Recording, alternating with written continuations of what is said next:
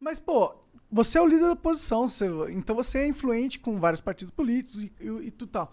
Como que você vê se você fosse construir uma aliança pra gente fazer uma reforma política?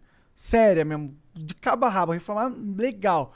Você acha que tem, primeiro, possibilidade da oposição liderar algo nesse sentido? Tem, assim, tem coisas boas que a gente já conseguiu fazer. Acho que na legislatura passada, a gente já fez algumas mudanças importantes que, por exemplo, né, assim, mantiveram o sistema proporcional, que é esse que a gente vota nos candidatos e soma o voto deles por partido, né? Agora quase piorou, queriam fazer o chamado distritão. Eu fiquei sabendo de algo assim. Cara, o que é esse distritão? É assim, digamos, Brasília, né? O Distrito Federal elege 8 deputados federais. Né? O Rio, 46, São Paulo, 70, Brasília, 8, pelo tamanho da população.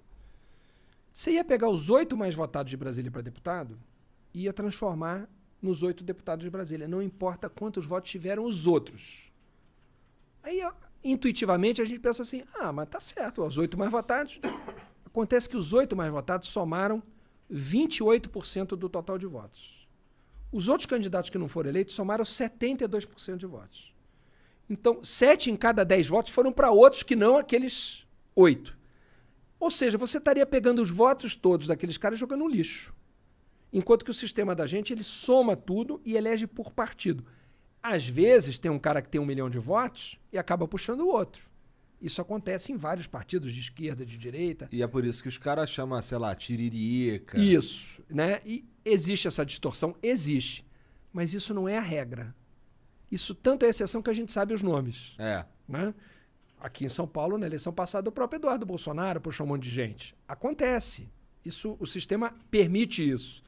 Mas é exceção, não é regra. Não é todo mundo que é eleito por causa de um cara que teve muito voto. Mas essa galera que está sendo puxada, elas também não tiveram quase nenhum voto? Depende. Agora tem uma regra que diz assim, o cara tem que ter pelo menos 10% dos votos para eleger para aquele cargo. Então, por exemplo, aqui em São Paulo eu não lembro quanto foi o quociente, o número mínimo de votos. Lá no Rio foram 170 mil votos. Então, para o cara ser puxado por alguém, ele tinha que ter tido só ele pelo menos 17 mil votos.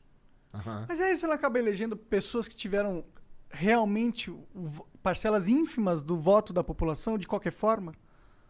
É um pouco menos do que se esperaria delas, mas é uma compensação que se faz por... Qual é a lógica desse sistema? Por que ele é o sistema mais usado no mundo, esse sistema proporcional? Porque supostamente os partidos representam visões de mundo. Sim. Uma certa forma de pensar para onde o país deve ir. Supostamente pra caralho. Sim. Aí que está o problema. Assim. Essa é uma disfunção do sistema da gente. O Brasil tem partido demais. Tem. Né?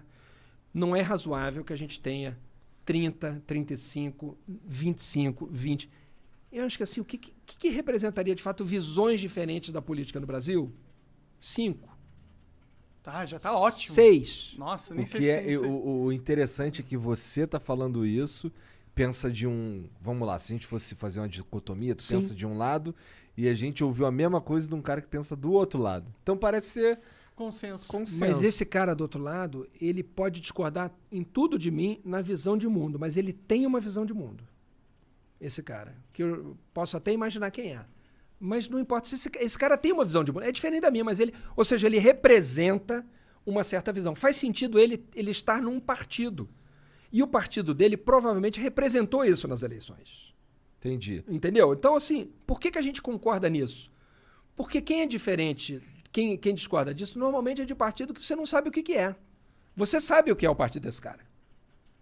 É Você verdade. pode concordar ou verdade, discordar, é mas você verdade. sabe o que é.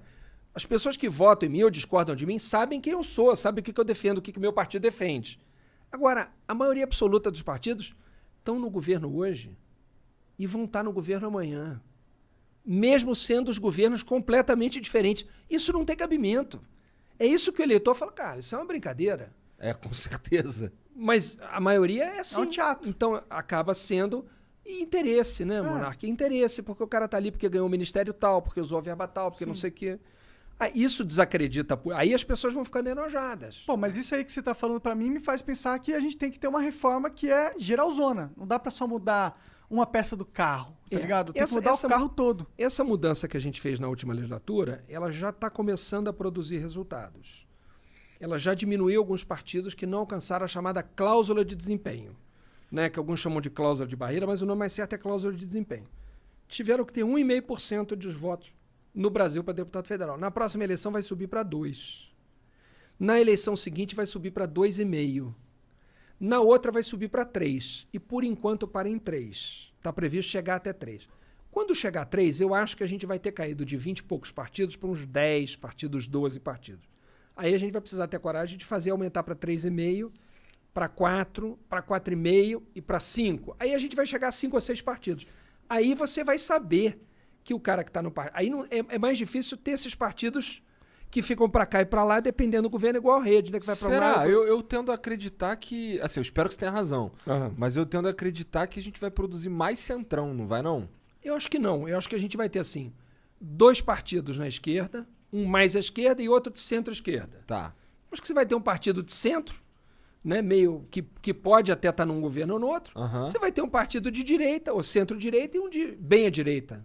Acho que é mais ou menos isso. Seria o ideal, seria o ideal. Mais ou menos isso, que aí a pessoa vota, não, eu quero votar aqui. E tem uma outra coisa que eu acho que mudaria também, que é o seguinte, a França tem isso, eu acho um negócio bem legal.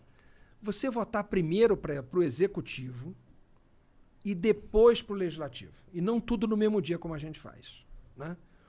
Hoje em dia, o cara vota assim, num governo de direita, num deputado de esquerda, num deputado de centro e um presidente de esquerda ou de direita, enfim. Aí, quando sai da eleição, é aquela confusão. Aí, qualquer governo que ganha fala assim, cara, eu tenho que governar com esse Congresso. Só que o Congresso não tem nada a ver com o governo necessariamente, né?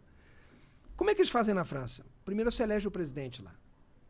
Aí, quando você elege o presidente, os candidatos a deputado vão para as ruas, fala assim, ó, quer votar num candidato que vai apoiar o presidente fulano? Vota em mim. Ou, eu quero ser deputado de oposição a esse cara que foi eleito. Eu vou lutar contra ele. Vota em mim. Aí o eleitor vota no deputado em função do que ele quer para o país. Eu acho que isso também ajudaria a dar mais nitidez, mais clareza para o eleitor do que ele está votando, entendeu? Em quem que ele está votando, né?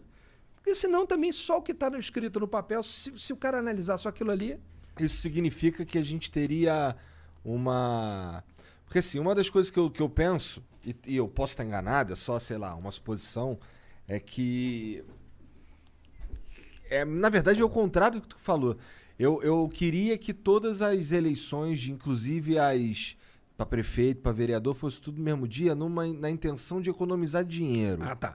Mas aí, veja, você está defendendo tudo no mesmo dia, não é legislativo e executivo. Você está defendendo prefeito, governador e presidente. Tipo, você... Né? Isso é compatível, você pode fazer isso. Pode fazer de 2 anos, né? Não briga com a minha ideia. É porque hoje é 2 anos o espaço. É? É. Mas você não vota o deputado junto com o executivo? Mas aí, aí depois tem eleição para prefeito, para... Então, tinha que deixar o executivo 2 anos... Aí, executivo, eleição do executivo. Depois 2 anos, legislativo. Poderia ser. Poderia ser. Você faz todos os executivos e depois todos os legislativos no mesmo dia. É muito alto o custo da eleição? É alto, é um custo alto, assim, realmente, assim, eu não me lembro exatamente qual é o tamanho do valor que está previsto ali para o TSE. Seria relevante, 2, 3 bi. Seria relevante economizar esse... Porque assim, a minha proposta, o que eu tô falando aqui não é nem uma proposta, Sim. é só uma, sei lá, tirei do... Não, mas tem muita gente que defende isso, É? que defende a coincidência das eleições. Né? Mas eu não sei se é relevante pro... Tipo, Se tem mudar alguma realmente coisa, um né? impacto no nosso dinheiro. Não, eu acho que teria, porque você reduziria o gasto, né? Você faria todas as eleições, em vez de eleição a cada 2 anos, Aham. você faria a eleição para o legislativo e o executivo no mesmo ano para todos os níveis. Então você teria eleição, digamos, de 4 em 4 anos só. Você não teria aquela eleição do meio. Né? Sim, é uma possibilidade. Outra possibilidade que o Monark está falando é você fazer executivo, legislativo, né? Descasar o Congresso do executivo. Lá nos Estados Unidos, Isso realmente parece interessante. eles votam junto para presidente e para o legislativo, mas o mandato do legislativo lá não é de 4 anos, é de 2. Então, no meio do mandato do presidente, eles fazem uma eleição só do legislativo. Então, o mandato do presidente é de 4 anos e do legislativo é de 2. De forma que, se a população também avalia que o Congresso tá certo ou tá errado, se o presidente vai bem ou vai mal, ele dá mais força pro presidente ou tira força. E aqui no Brasil a gente tava fudido se fosse assim. Porque ano sim, ano não ia ser ano eleitoral, cara. Pois é, esse que é o problema.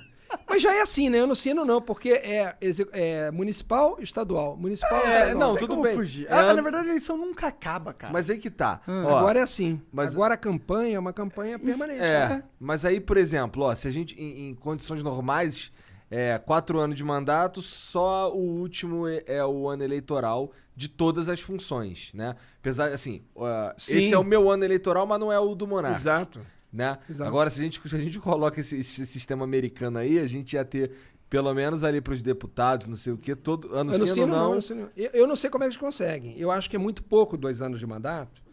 E assim, lá nos Estados Unidos, como lá o financiamento é privado, totalmente privado, tem o fundo público lá também, tem, mas tem o financiamento privado. Aí, como lá essa questão do financiamento privado é assim uma febre, as campanhas custam cada vez mais caro, né?